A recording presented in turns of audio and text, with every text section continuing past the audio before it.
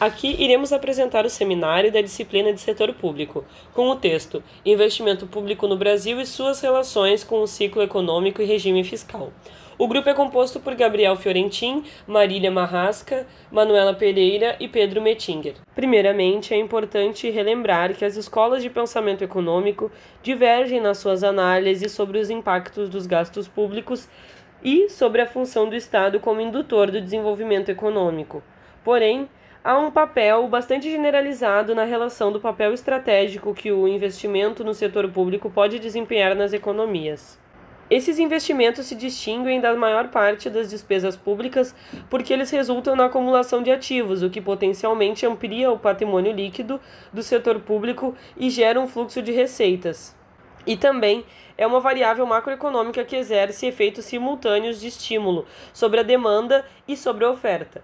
Pelo lado da demanda, no curto prazo, as despesas de investimento são associadas a multiplicadores do produto e do emprego, mais elevados, sobretudo em períodos recessivos. E quanto à ótica da oferta, possuem faculdade de romper gargalos estruturais e ampliar a produtividade sistêmica da economia no médio e no longo prazo. Trabalhos recentes vêm encontrando multiplicadores fiscais dos investimentos públicos que são robustos e normalmente superiores à unidade, além de maiores do que os multiplicadores do consumo do governo, que chegam a assumir valores negativos ou não significativos. É sabido que a relação dos investimentos públicos com os ciclos econômicos não é uma relação simples ou determinística. O volume de investimentos, assim como as demais despesas públicas, corresponde à orientação da política econômica e às prioridades de determinado governo. E isso se reflete no regime fiscal, que diz respeito ao conjunto de regras e instituições que regem a conduta da política fiscal. Por isso, regras fiscais estabelecem limites numéricos em agregados orçamentários, visando garantir disciplina fiscal. Então, o artigo visa contribuir para esse debate, buscando e observando fatores que estão por trás da trajetória de investimento público na economia brasileira e suas relações com o ciclo econômico e o regime fiscal. Bom, aqui, para ilustrar a trajetória do investimento público na economia brasileira, no gráfico 1, é possível observar o investimento público de 1947 a 2015 em participação percentual no PIB. E aqui também é possível identificar pelo menos 3 ciclos muito característicos dos investimentos públicos brasileiros que se diferenciam em termos de periodicidade, e vamos observá-los a seguir. Bom, o primeiro ciclo é um ciclo de prazo mais longo, com ascensão no período pós-guerra, com auge no final da década de 1970 e com declínio nas décadas seguintes até atingir um patamar histórico no início do século XXI. Esse movimento de ascensão e queda do investimento público está relacionado com um modelo de desenvolvimento na economia brasileira e o seu padrão de intervenção estatal. A ascensão do modelo de desenvolvimento sobre o Estado intervencionista nos anos de 1930 e 1979 ocasiona uma expansão da taxa de investimento público que tinha a função de promover a transformação estrutural e o crescimento econômico, ampliando a ação do setor produtivo estatal. Quando ocorre o declínio desse modelo durante as décadas de 80 e 90, são colocados inúmeros constrangimentos orçamentários ao orçamento público. Durante o período de queda, de declínio desse modelo, durante as décadas de 80 e 90, são colocados inúmeros constrangimentos orçamentários ao investimento público diante de um quadro de crise fiscal e desarticulação do padrão de financiamento estatal. Junto com isso, houve uma implementação de uma estratégia de desestatização da economia via desmonte do aparato do Estado desenvolvimentista que deu suporte para a expansão do investimento público no período anterior, e a transferência da responsabilidade da parte considerável dos investimentos para a iniciativa privada, e a transferência da responsabilidade de parte importante dos investimentos para a iniciativa privada. Já o segundo ciclo é um ciclo de menor duração, de investimentos públicos com uma fase de ascensão no quinquênio de 2006 a 2010 e uma fase de inflexão, uma fase descendente no quinquênio de 2011 a 2015. Essa trajetória reflete um ciclo de médio prazo da política fiscal que transitou entre uma fase contracionista, de 99 a 2005, para uma fase expansionista, de 2006 a 2014. Nessa última fase, o espaço fiscal foi canalizado predominantemente pela expansão dos investimentos em um primeiro subperíodo, que ocorreu de 2006 a 2010, e no subperíodo seguinte ele foi reorientado para uma maior expansão das despesas, custeio do subsídio e das desonerações tributárias. Bom, aqui também podemos ver a trajetória do investimento público na economia brasileira, através do gráfico 2, observando os investimentos públicos de 1995 a 2015 em valores mensais atualizados de participação percentual no PIB.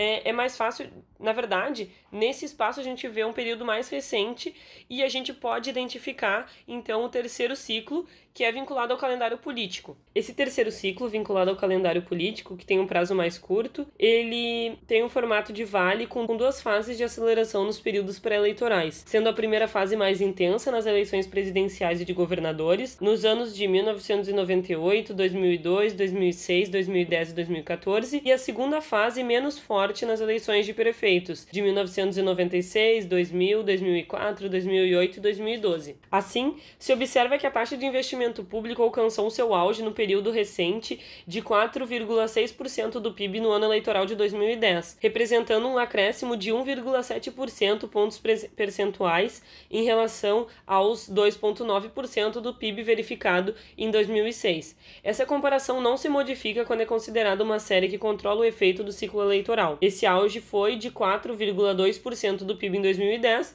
e um acréscimo de 1,6 pontos percentuais sobre os 2,6% do PIB de 2006. Já no período após 2010, a taxa de investimento público passou a mostrar uma tendência de declínio com pronunciada queda a partir do último trimestre de 2014. A estimativa da taxa de investimento público de 2015 é de 2,9% do PIB, que é um patamar muito próximo daquele observado em 2007 e também em 1995. A retração no quinquênio 2011-2015 reverteu quase todo o avanço anterior e ainda fez com que a taxa de investimento público retomasse a patamares semelhantes aos de meados da década de 90.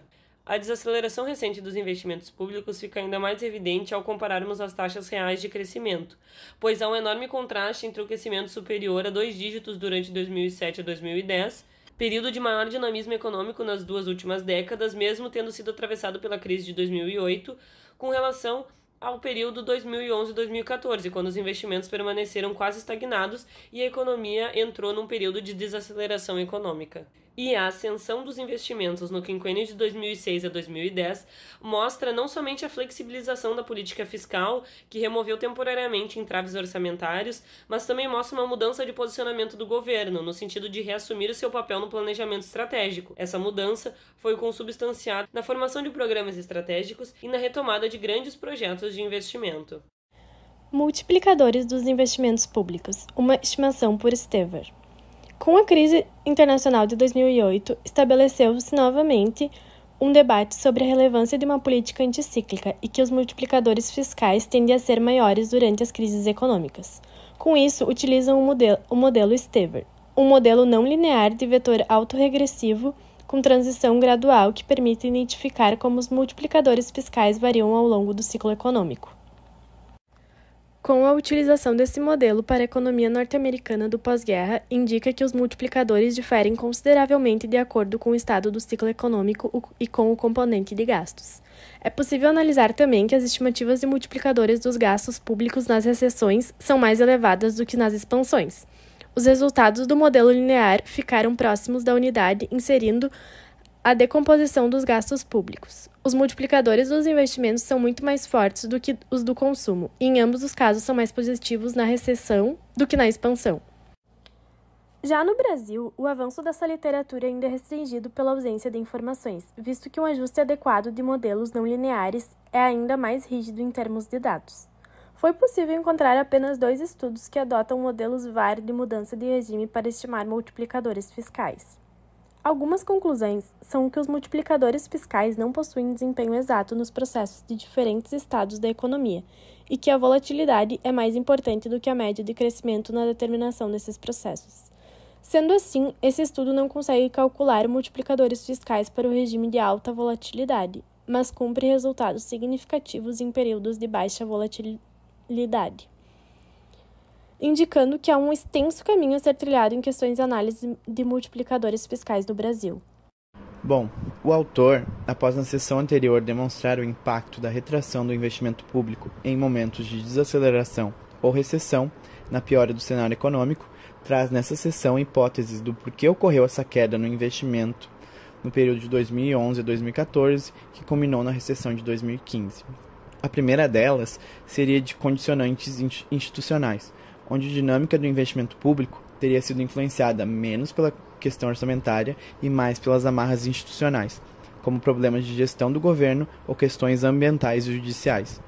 Mas para que essa hipótese se confirmasse, seria necessário que os obstáculos institucionais tivessem se agravado muito durante um curto período de tempo, a ponto de fazer com que as taxas de investimentos que vinham crescendo tivessem uma inflexão nos anos de 2011 a 2015 e retornasse a níveis semelhantes aos de meados da década de 90. Por isso, seria algo que carece de evidência. A segunda hipótese seria de condicionantes externos e financeiros, onde a conjuntura internacional desfavorável pós-crise internacional de 2008 levou à deteriorização das condições de liquidez nos mercados financeiros e a revisão de projetos de investimentos em escala global. Mas mesmo assim, com essa situação mundial, o governo implementou uma estratégia anticíclica, continuando o expansionismo fiscal de 2005, permitindo contornar a maior parte desses obstáculos externos e financeiros ao investimento público. Assim, esses obstáculos financeiros emergiram de maneira muito localizada e não fornecem uma explicação completa para essa inflexão dos investimentos públicos a partir de 2011. A terceira hipótese seria de reorientação da estratégia governamental, onde o governo apostaria mais no setor privado e menos no investimento público. Isso se deve a problemas em grandes projetos ao longo dos anos, que levaram o governo em 2011, em frente a uma desaceleração, a optar por uma estratégia de enfrentamento baseada principalmente em estímulos, como subsídios, desonerações, reduções de tarifas e um plano de concessões em infraestrutura, prevendo maior presença do setor privado. O pressuposto básico dessa estratégia era que os investimentos privados reagiriam mais rapidamente do que os investimentos públicos. Mas essa aposta mais incisiva no setor privado não necessariamente exigiria uma retração do investimento público. Assim, se torna difícil pensar que houve uma ação deliberada no sentido de promover uma inflexão na tendência do crescimento do investimento público para favorecer o investimento privado. Por fim, a quarta hipótese, que seria o retorno dos constrangimentos orçamentários, seria de que eles teriam sido intensificados pós 2011. Essa hipótese pode parecer paradoxal, porque a interrupção da retomada dos investimentos públicos e o início do retrocesso ocorreu durante um período de expansionismo fiscal entre 2011 e 2014. Além disso, as hipóteses explicativas anteriores para a queda da taxa do investimento público a partir de 2011 não são excludentes. Por isso, o custo da estratégia de estímulo aos investimentos privados por subsídios e desonerações, que foi a hipótese anterior, que teve um insucesso em termos de recuperar o crescimento econômico, é um dos fatores responsáveis, mas não o único, por essa hipótese atual, pela intensificação dos constrangimentos orçamentários aos investimentos. Sob o ponto de vista fiscal, que eu citei, o expansionismo fiscal, o Gabriel vai explicar mais na próxima sessão. Mas antes disso, o autor faz ressalvas de que se deve ressaltar que a discussão sobre as restrições financeiras aos investimentos públicos devem levar em consideração o arcabouço fiscal vigente no país. Assim, o regime de metas primárias restringe o acesso ao endividamento e reduz os graus de liberdade da política fiscal, ao estabelecer limites aos agregados orçamentários e, sobretudo, aquelas despesas que, como os investimentos, possuem uma natureza essencialmente mais livre. Mesmo que do ponto de vista teórico, a restrição mais geral aos investimentos esteja relacionada à fragilidade do mercado de financiamento de longo prazo no país, na prática, o regime de metas reduz essa discussão à questão dos constrangimentos do orçamento primário. Ao iniciarem a quinta seção do artigo, os autores têm como objetivo uma maior explanação e um maior trabalho em cima da hipótese central desse estudo, que é a seguinte: segundo os autores, as reduções orçamentárias aos investimentos públicos foram intensificadas após 2011.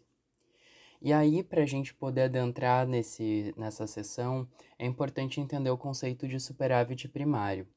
O superávit primário ele vai ser o resultado positivo do desconto das despesas em relação às receitas do governo, né? E aí, esse saldo, ele vai ser utilizado, então, quando ele existe, né? Quando existe esse superávit, significa que a gente possui recursos suficientes para pagar os juros da dívida pública e, nesse sentido, reduzir o endividamento de médio e longo prazo. O superávit primário aí é trazido pelos autores, existe como meta no Brasil desde 1999. Como fonte da explicação de superávit primário foi utilizado a Agência Senado, e aí o link está disponibilizado nos slides. Os autores vão subdividir o período de 1999 até 2014 em basicamente dois grandes períodos, né? Ou pequenos períodos, no caso. Os autores consideram que esse período de tempo é bastante curto para análise. De qualquer maneira, o primeiro período vai de 1999 a 2005, e os autores identificam como uma fase de contração fiscal. Isso por quê? Porque a gente estava nesse momento de busca por um superávit, né, superior a 4% do PIB, que foi obtido através do aumento da tributação e da queda de investimentos públicos, ou seja, assim, a gente tem uma contração das despesas do governo acontecendo nesse período. Adentrando então no período de 2006 a 2014, que os autores caracterizam como um período de flexibilização fiscal, eles ainda fazem uma subdivisão dentro desse período, né? Tendo um primeiro subperíodo de 2006 a 2010 e um outro subperíodo de 2011 e 2014, ambos com características diferentes. Isso porque nesse primeiro subperíodo de 2006 a 2010, a gente vai ter aí uma flexibilização bastante proeminente a partir de deduções da meta fiscal. E como foram feitas essas deduções, né? A partir do projeto piloto de investimentos criado em 2005 e do PAC em 2007, por exemplo. Esses investimentos foram tidos como investimentos que não necessariamente deveriam entrar nesse cálculo do superávit, no cálculo do saldo, né, do governo. Então, esse tipo de projeto começou a ser deduzido da meta fiscal. Também foram excluídas as empresas estatais federais da meta. Então, essas seções das empresas estatais, por exemplo, deixam de entrar naquele cálculo do superávit. E com isso a gente alcança aí, então, melhores resultados e consegue ter uma maior possibilidade de aplicação do gasto público em investimentos, e aqui a gente está falando de investimentos com formação bruta de capital fixo, basicamente, que é o que os autores delimitam lá no início do texto. E a título de complementação, né, por que esses projetos como o PAC e o projeto piloto, por exemplo, passaram a ser deduzidos? Porque houve uma justificativa de que esses investimentos, eles teriam um processo virtuoso de autofinanciamento, então uma parte desses investimentos poderia ser deduzida da meta fiscal. Como resultado, então, nesse período, a gente vai ter o quê? O teto do superávit vai se reduzir de 4,25 em 2004 para 2,63 do PIB em 2010. Entre 2005 e 2010, o resultado primário do governo caiu de 3,7% para 2,6% do PIB, e aí a gente tem aí a taxa de investimento crescendo em 1,1% do PIB. E também a taxa das empresas, né, a taxa de investimento das empresas estatais crescendo também, como porcentagem do PIB. Só que os autores destacam que, embora o investimento tenha crescido, né, e o investimento das empresas estatais também, o principal fator de expansão das despesas primárias do governo foram os gastos sociais e os benefícios sociais, aí principalmente assistenciais e previdenciários. Os autores destacam muito fortemente o fato de que os gastos sociais crescem desde a década de 90, basicamente, pós-constituinte de 88, e seguem crescendo, então, até o final do período analisado. São gastos que não param de crescer, independente do período econômico e das variações que a gente tem.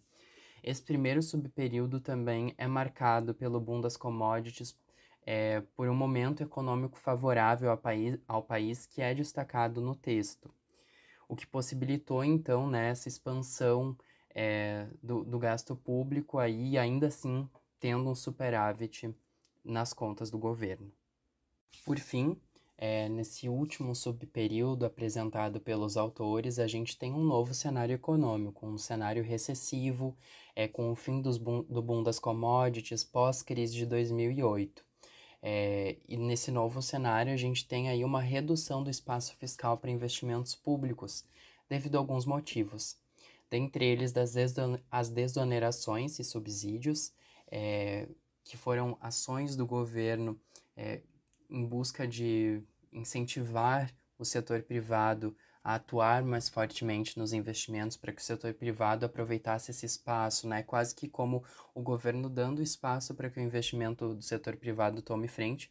O que não acontece, segundo os autores, na verdade a gente vai ter aí um aproveitamento de maneira bastante concentrada dessas desonerações e subsídios em alguns setores e indústrias específicas, mas a nível agregado o setor privado não traz esse investimento de volta ao país.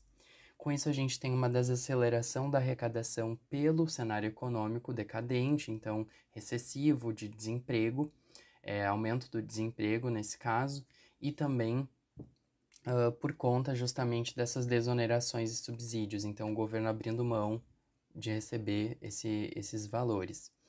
Tudo isso somado aos gastos sociais crescentes que eu destaquei no slide anterior. E aí, como é que a gente lida, né, com esses gastos crescentes, o governo abrindo mão de impostos, de receita? Bom, se lida basicamente ampliando as deduções feitas no superávit, no cálculo do superávit, né, do governo. Como é que isso aconteceu com exemplos? Dentro do PAC, por exemplo, foram incluídas despesas com saúde e educação que antes não estavam classificadas dentro dos gastos do PAC, que era um investimento de infraestrutura.